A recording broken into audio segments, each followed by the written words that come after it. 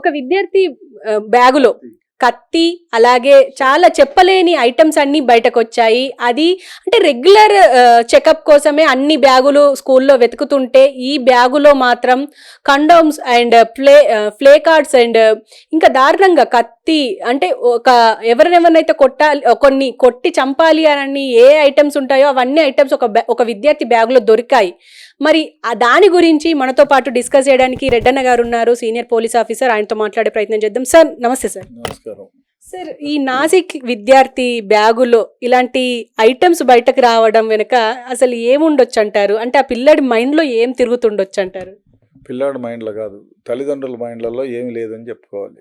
ఎందుకంటే తల్లిదండ్రులు ఎప్పుడు, నేను మొదటి నుంచి అదే చెప్తున్నాను, తల్లిదండ్రులు విద్యార్థి దశలోనే ఎథిక్స్ మారల్స్ నేర్పించాలి, క్యారెక్టర్ని మోల్డ్ చేయాలి. ఆ దశలో వాళ్ళు తిలోదకాలు ఇచ్చేశారు. వాళ్ళు ఎట్లా పోతే ఏమని నేను మొదటి నుంచి కూడా ఏం చెప్తున్నానంటే, పిల్లల్లో తల్లిదండ్రులు స్కూళ్ళకు పంపించే టైంలో వాళ్ళు స్కూల్ నుంచి వచ్చిన తర్వాత వాడి పక్కన కూర్చోబెట్టుకొని వాడు ఏం చదివాడు, ఎవరితో తిరుగుతున్నాడు, ఏ విధంగా ఉన్నాడు, క్లాస్కి అటెండ్ అవుతున్నాడా, డల్గా ఉన్నాడా, ఇవన్నీ స్కూల్ నుంచి వచ్చింది వాళ్ళు ఎవరితోనా గొడవ పడ్డాడా, ఏమైనా దెబ్బలు తగిలించుకున్నాడా, ఎందుకు లేటుగా వచ్చాడు, అర్లీగా ఎందుకు వచ్చాడు, ఇవన్నీ వాళ్ళతో స్నేహంగా కూర్చొని మాట్లాడాల్సిన విధి వాళ్ళ. అది దాన్ని మర్చిపోయారు. ఇద్దరు సింగిల్ పేరెంట్స్ అయిపోయినారు. ఇద్దరు తల్లిదండ్రులు ఏం చేస్తున్నారు, సంపాదన సంపాదన సంపాదన. మా వాడికి మంచి బ్రాండెడ్ షర్ట్ కావాలి, మంచి ఎయిర్ కండిషన్ స్కూల్లో పెట్టాలి అనే చూస్తున్నారు తప్ప వాడికి క్యారెక్టర్ని ఇస్తున్నామా, మంచి ఎడ్యుకేషన్ ఇస్తున్నామా అనేంతవరకే పోతున్నారు. కానీ వారి ఎథిక్స్ మారల్స్తో పెంచుతున్నామనేది చూడటంలా. అదే కాకుండా వచ్చినప్పుడు చూసి చిన్నగా మాట్లాడి, ఏంట్రా బ్యాగ్ ఇంత బరువుగా ఉంది, ఇన్ని బుక్కులు ఎందుకు తీసుకెళ్ళావు అని, వాడి బ్యాగులో ఏమేమి ఉన్నాయో చూసుకోవాల్సిన తల్లిదండ్రుల అవసరం ఉంది, అది లేదు. తర్వాత tell me your friends, I will tell you what you are. మీ స్నేహితులు ఎవరో తెలుసుకోవాల్సిన బాధ్యత. అప్పుడు ఎవరన్నా పిల్లవాడిని నువ్వు ఏమిట్రా నాన్న, ఏమిటి నీ ఫ్రెండ్స్ ఎవరు, రాముడు, కృష్ణయ్య, వెంకటేశ్వరరావు, జాను, సుబ్బరాం, ఏదో పేర్లు చెప్తాడు. ఎవరినో కుర్రాన్ని పిలిచి నెమ్మదిగా వాళ్ళందరినీ పిలిచి టీనో బ్రేక్ఫాస్ట్లో లేకపోతే ఇంకోటి ఏదో స్నాక్స్ అది పెట్టి అందరితో మాట్లాడితే మనవాడి గురించి తెలుస్తుంది. అదేవిధంగా మనవాడు లేనప్పుడు, ఏంట్రా రాజా మా అబ్బాయి ఎట్లా అంటే, అంకుల్ నా పేరు చెప్పొద్దు, ఈ మధ్య సుబ్బరాయుడితో నేను ఫ్రెండ్షిప్ చేసినాడు, ఉక్కా సెంటర్కి పోయి 2000 ఇచ్చి ఉక్కా దాగి క్రికెట్ ఆడినాడు అంకుల్ అంటాడు. అంటే మనవాడిని గురించి తెలుసుకోవాలంటే మనవాడి స్నేహితులతో మనం స్నేహంగా ఉండాలి. అది ఎక్కడా కొరబడలేదు. అదే ముఖ్యంగా దరిద్రమైన వ్యవహారం ఈ నాసిక్లో, మీరట్లో, నాసిక్లో స్కూల్ బాయ్ అంటే, స్కూల్ బాయ్ అంటే మేబీ 10th క్లాస్ ఇంటర్మీడియట్ ఉండొచ్చు. కత్తులు ఉన్నాయి, పంచింగ్ రాదు, పంచింగ్ ఉపయోగించేటువంటి కడియం చేతిలో అది ఉంది, ప్లేయింగ్ కార్డ్స్ ఉన్నాయి, తర్వాత కండోమ్స్ కట్టలు ఉన్నాయి, కత్తులు ఉన్నాయి, ఇవన్నీ చైన్స్ ఉన్నాయి, ఇవన్నీ పెట్టుకు తిరుగుతున్నాడు. వాడి బ్యాగులో చూస్తే ఇంతకంటే దారుణం ఉందా? 10th క్లాస్ ఇంటర్మీడియట్ చదివే కండోమ్స్ ఏంటి, ఈ పంచింగ్ చైన్స్, పంచింగ్ కిట్ ఏంటి, రాడ్స్ ఏమిటి, కత్తిలు ఏమిటి, ఇవన్నీ పెట్టుకు తిరుగుతున్నాడంటే స్టూడెంటా వాడు? అంటే గొడవలు ఎప్పుడైనా జరగచ్చు, నేను గొడవ చేయడానికి రెడీ, చంపడానికి రెడీ, కత్తి పెట్టుకున్నాడు చంపడానికి రెడీ, ఈ పంచింగ్ కిట్ పెట్టుకున్నాడు కాబట్టి బాక్సింగ్కి రెడీ. అదే కాకుండా అమ్మాయిలు ఎవరు కనపడితే ఎవరు లేకపోతే రేప్ చేయడానికి కూడా సిద్ధం.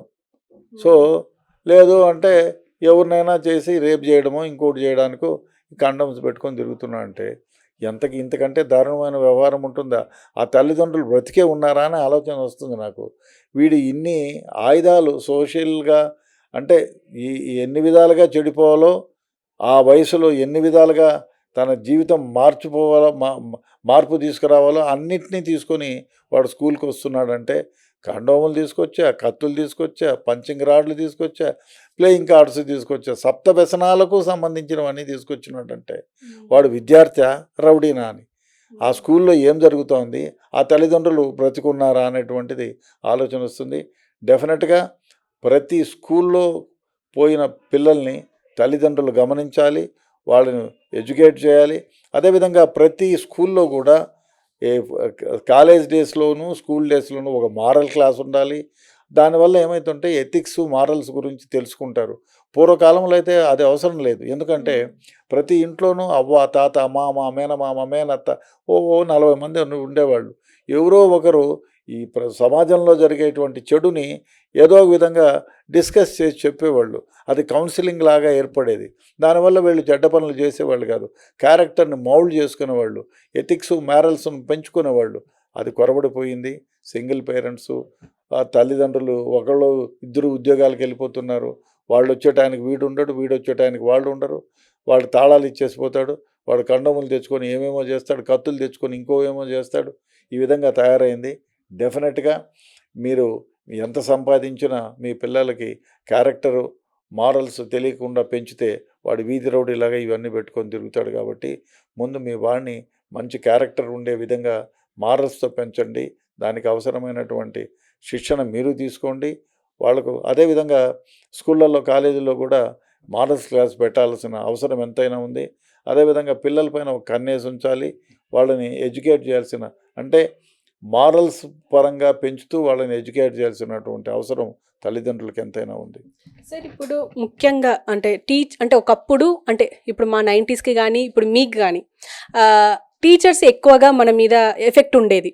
కానీ ఇప్పుడు టీచర్స్ మన మీద ఎఫెక్ట్ పెట్టే అవకాశం కోల్పోయారు. ఎందుకంటే పిల్లల్ని కొట్టితే తల్లిదండ్రులు వచ్చి కేసు పెట్టడం, లేకపోతే వచ్చి డైరెక్ట్గా టీచర్ని కొట్టడం, ఇవన్నీ జరుగుతున్నాయి ఈ టైంలో.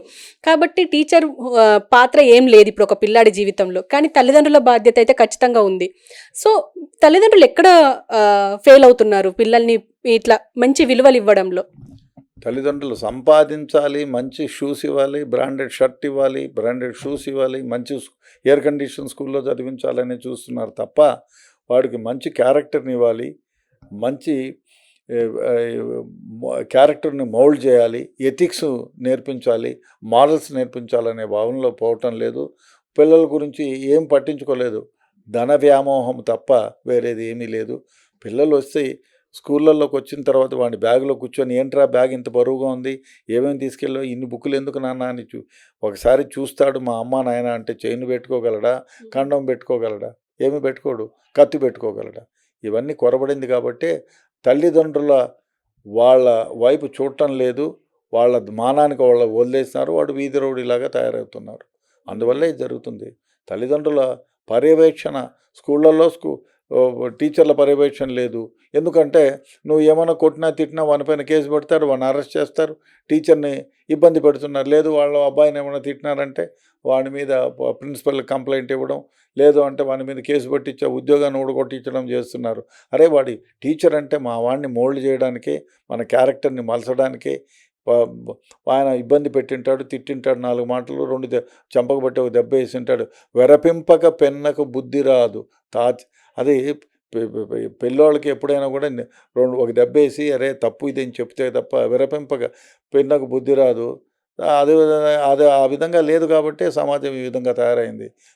దండించాల్సిందే, కఠినంగా వ్యవహరించాల్సిందే. దాన్ని సమాజం ఒప్పుకోవటం లేదు. మావాడిని తిడతాడా, మావాడిని కొడతాడా అంటున్నారు. కానీ మీ వాడు చేసిన తప్పును మీరు గమనించడం లేదు, గుర్తించడం లేదు. దానివల్ల ఇవాళ మందలించకపోతే ఇవాళ పెన్ను దొంగతనం చేస్తాడు, రేపు రబ్బర్ దొంగతనం చేస్తాడు, రేపు వస్తే మెళ్ళ పుస్తుల తాళ్ళు దొంగతనం చేస్తాడు. కాబట్టి మొక్కై వంగందే మానే వంగున అన్నట్టు డెఫినెట్గా చిన్నతనంలో ఎథిక్స్ మారల్స్ కొనబడిపోతే గజ దొంగ అవుతాడు, లేకపోతే వెధవైపోతాడు, మర్డర్లు మానభంగాలు చేసే ఈది రౌడీ బజారు తిరుగుతాడు. Okay sir, thank you very much sir. So చూసారు కదా, ముఖ్యంగా ఇప్పుడు నాసిక్లో జరిగిన ఈ సంఘటననే నిదర్శనం. తల్లిదండ్రులు ఎక్కడ ఫెయిల్ అవుతున్నారు అని అంటే పిల్లల్ని పెంచడం దగ్గర. అంటే పిల్లలకు లగ్జరీ ఐటమ్స్ ఇస్తున్నామా, లగ్జరీగా బతుకుతున్నారా, నాలాగా ఉండొద్దు, నాలాగా పెరగొద్దు అని అనుకుంటున్నారే కానీ మరి స్కూల్కి వెళ్ళి వాడు చదువుతున్నాడా, లేకపోతే ఇంకెవరన్నా గెలుకుతున్నాడా, లేకపోతే ఎవరినన్నా ఇబ్బంది పెడుతున్నాడా, లేకపోతే ఎక్కడైనా మరి చదువుతున్నాడా లేదా, మరి వాడి ప్రోగ్రెస్ కార్డ్ ఏంటి, అవి గమనించడం లేదు. ఈవెన్ వాడి బ్యాగ్ అయినా చెక్ చేసినా ఇవన్నీ బయటపడేవి కావు. మొత్తం ఆయుధాలే బ్యాగులో ఉన్నాయి. అంటే ఒక మనిషిని ఎంత ఇబ్బంది పెట్టాలో, అంటే ఎలా చంపాలో కూడా వాడి దగ్గర ఒక ప్లాన్ ఉండుంటుంది. ఎందుకంటే అన్ని ఆయుధాలు ఉన్నాయి, and condoms and play cards అంటే పేకాట కార్డ్స్ ఉన్నాయి.